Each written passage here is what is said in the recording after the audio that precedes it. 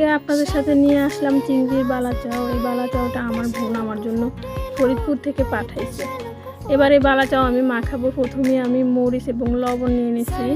এবার এগুলাকে ভালো করে মিক্সড করে নেব। তারপর কিছুটা পেঁয়াজ কুচি, সরিষার তেল দিয়ে আবার ভালো করে মাখিয়ে নিতে হবে।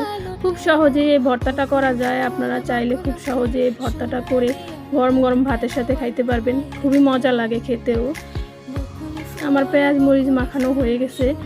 এবার আমি চিংড়ির বালাচাও দিয়ে দেব। এটার ভিতর চিংড়ির পেঁয়াজ মরিচের ভিতরে চিংড়ির বালাচাও দিয়ে হাতে ভালো করে মাখিয়ে নিলেই তৈরি হয়ে যায় চিংড়ির বালাচাও ভর্তা। খুবই মজা লাগে খেতে।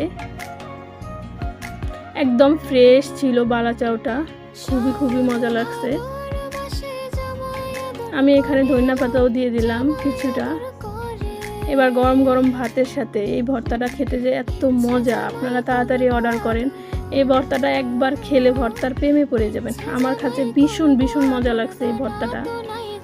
সকালবেলা গরম গরম ভাতের সাথে খেতে দারুণ।